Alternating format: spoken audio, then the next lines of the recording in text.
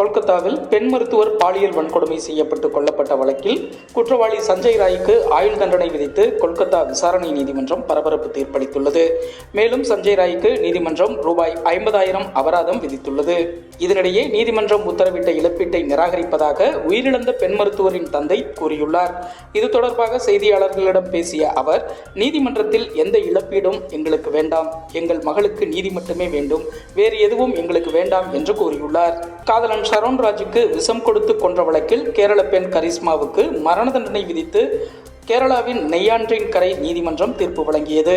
தமிழக சட்டப்பேரவையில் பல்கலைக்கழக நிதி நல்கை குழு சமீபத்தில் வெளியிட்ட வரைவு நெறிமுறைகளை திரும்பப் பெற வேண்டும் என வலியுறுத்தி தீர்மானம் நிறைவேற்றியதை போன்று டெல்லி, இமாச்சல பிரதேசம், ஜம்மு காஷ்மீர், ஜார்க்கண்ட், கர்நாடகா, கேரளா, பஞ்சாப், மேற்கு வங்கம் மற்றும் தெலுங்கானா மாநில சட்டமன்றங்களிலும் நிறைவேற்றிட வேண்டும் என கோரி அம்மாநில முதல்வர்களுக்கு தமிழக முதல்வர் மு.க.ஸ்டாலின் திங்கட்கிழமை கடிதம் எழுதியுள்ளார்.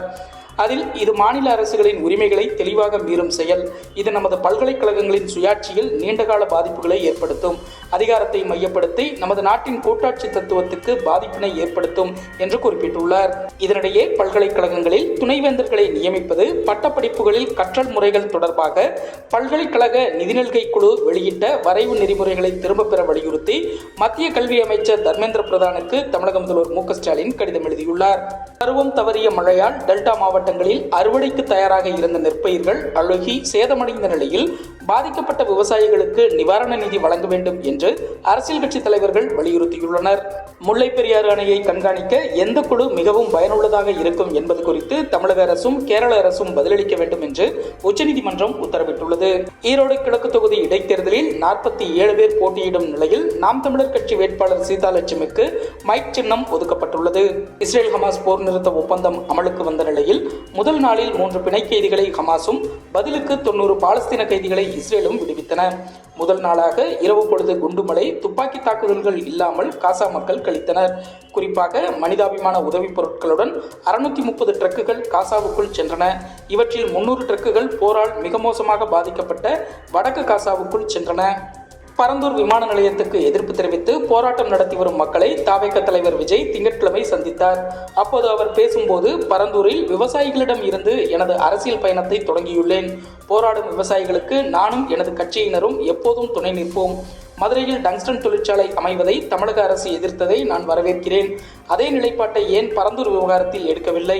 இந்த பரந்தூர் விவகாரத்தில் அவர்களுக்கு விமான நிலையத்தையும் தாண்டி ஏதோ லாபம் இருக்கிறது. நான் வளர்ச்சிக்கு எதிரானவன் இல்லை, விமான நிலையம் வேண்டாம் என்று கூறவில்லை, பரந்தூரில் வேண்டாம் என்றுதான் கூறுகிறேன். வேறு ஏதேனும் குறைவான பாதிப்பு உள்ள இடத்தில் இந்த விமான நிலையத்தை அமைக்கலாம். வளர்ச்சி என்ற பெயரில் நீர்நிலைகளையும் விவசாய நிலத்தையும் அழிப்பதை ஏற்க முடியாது.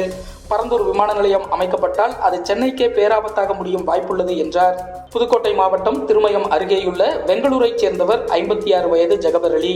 சமூக ஆர்வலரான இவர் அதிமுக சிறுபான்மையினர் பிரிவு ஒன்றிய செயலாளர் பொறுப்பிலும் இருந்தார். கடந்த 17ஆம் தேதி பள்ளிவாசலில் தொழுகையை முடித்துவிட்டு தனது இருசக்கர வாகனத்தில் வீட்டுக்கு திரும்பிக் கொண்டிருந்தார். பெங்களூர் காட்டுபாவா பள்ளிவாசல் சாலையில் சென்று கொண்டிருந்த போது அவ்வழியே சென்ற லாரி மோதியதில் அந்த இடத்திலேயே ஜகபர் அலி உயிரிழந்தார். கனிமவள கொள்ளையை தடுக்க முயன்றதால் ஜகபர் அலி கொல்லப்பட்ட சம்பவம் தொடர்பாக 4 பேரை போலீசார் கைது செய்துள்ளனர். இந்நிலையில் கனிமவள கொள்ளைக்கு எதிராக போராடிய சமூக ஆர்வலர் ஜகபர் அலி படுகொலையின் பின்னணியில் யார் இருக்கிறார்கள் என விசாரணை நடத்த வேண்டும் என்று அரசியல் கட்சி தலைவர்கள் வலியுறுத்தியுள்ளனர்.